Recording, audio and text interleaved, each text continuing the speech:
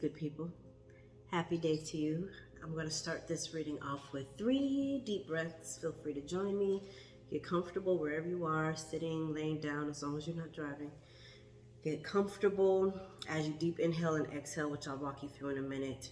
Soften the tense, tight places, the sore places, the ailments that are in your body, the thoughts that are driving you crazy in your mind.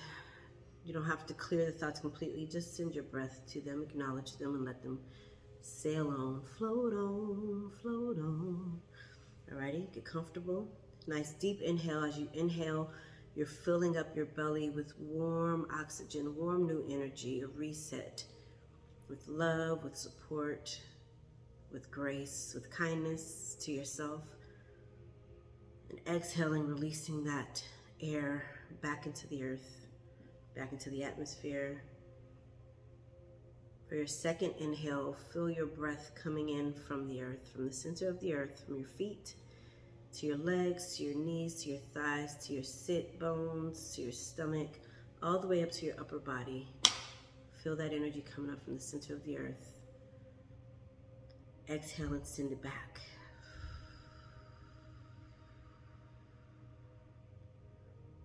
Last breath. We're going to take a deep inhale. You're going to inhale from the ether. We're going to inhale from the sky, from the cosmic realm. Imagine a white light coming from the top of your head to the sky, inhaling its nutrients, its insights, its clarity, its guidance, its support, all the way down from the top of your head to the bottom of your feet. And as you exhale, imagine it going right back up. This beautiful exchange. Let's go ahead and do one more bonus breath so we can consolidate all of this energy, combining from the earth and the cosmic realm. Deep, deep inhale. Feel the combination of these energies coming together in your body, doing a new thing, reset, recalibrating you. Exhale out of your mouth. Releasing the outcome and allowing things to flow in divine order. Okay, feel free to stretch. Oh, all right. My good Sagittarius friends, hello. Happy July 2023.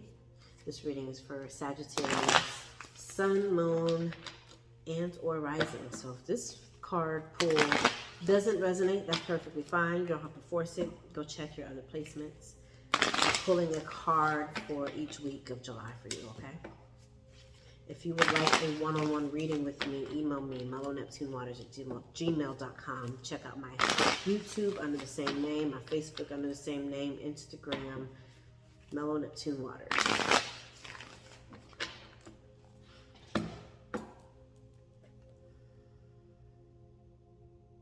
I believe I'm on TikTok under Mellow Neptune Waters too. I am. I sure am. Sagittarius, July 2023. Of course. I just heard travel. Go figure. It's very Sagittarius of you. I see a sunny place. It's very pretty. Maybe a little, I don't know why, a couple nights of cold. Maybe a little rainy. Depends on where you go. Seattle, out of the country, Sagittarius 2023.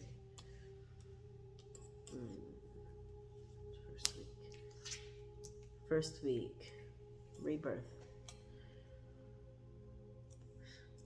2023. Okay, wow. Well, Sagittarius, this is a big transformative month for y'all as well. It's a pretty big deal.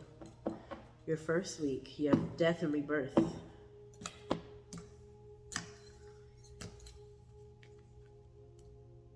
Death and rebirth for the first week. You coming in hot. I mean, and then the last week of July, you have the Tower card. So you're encapsulated by change. It's like trickle effect. And it's swift. Some things might seem a little slowed down this second week with the Eight of Wands, but I mean, depending on how reluctant or open you are, it will depend. It'll affect the pace of things. Death and rebirth. That's one of my favorite cards. So is the Tower, but especially that Death and Rebirth.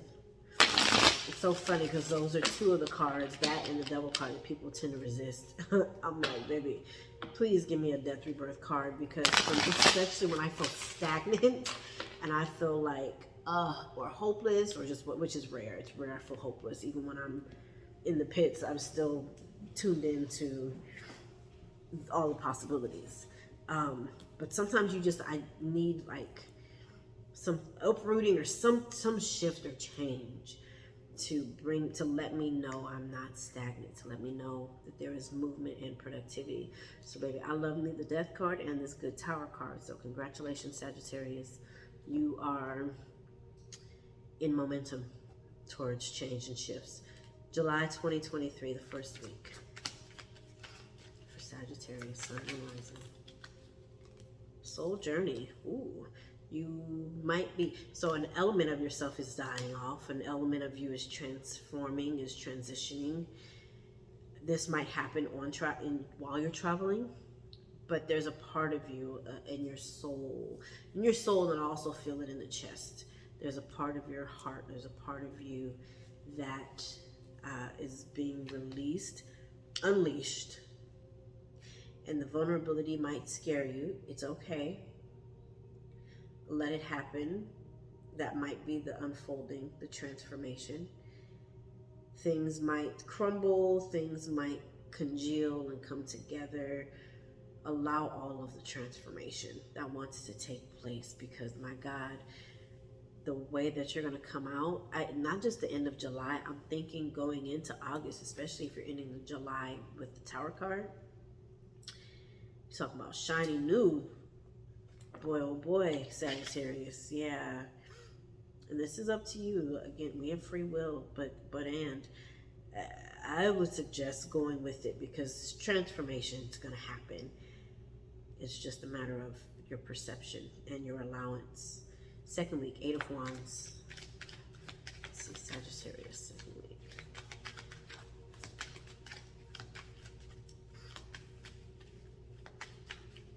Things might start to feel or seem quiet that second week, but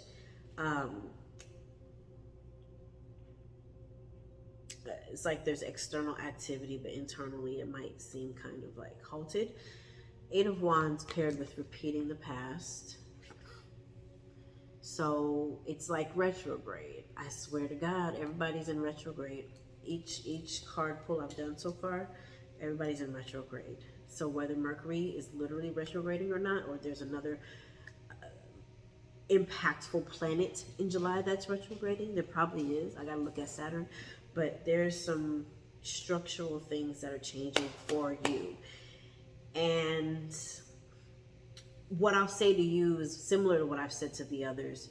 Repeating the past isn't automatically bad, but I will say, for you, the difference between you and some of the other readings is that you are starting the month off in transformation. You're like destructing things. And so repeating the past for you, if it doesn't come from the energy of rectifying or healing or resolving for yourself, it will backfire. You know what I mean? Like fireworks, it will backfire. So this retrograde energy, the second week for you, it's like revisiting some things, some lessons. You have an opportunity to look at things that may have happened in your youth, things that happened 2 months ago, 2 years ago, during COVID era, whatever, and see what is, I'm getting this, see what is still viable. See what is still viable and leave behind what is just rotten and just doesn't work for you. That's anything. Objects, relationships, mindsets, projects. Leave behind what don't serve you. Third week, Nine of Swords, clarity card. Don't let nobody drive you crazy. Don't let nobody drive you crazy, including yourself. I don't care who it is. 9 of Swords, Soul Tribe, and Empathy Overload. If you, especially as a Sag energy tends to, yes, you like to flow. You like to please. You like to be pleased. Don't compromise your health and well-being. Don't do things that seem joyful and pleasant at your expense, if that makes sense.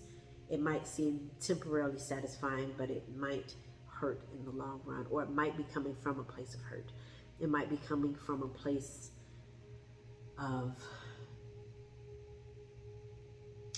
hurt, unacceptance, of unaddressed matters. This could be stuff that hasn't been addressed, or that is unhealed, or might come up within your soul tribe, within your family, whatever family that is, the soul family, your blood family, whatever. And the third week-ish, this whole month, I mean, Cancer season, Cancer and Leo, it's big for you, for family, for yourself, for your emotions.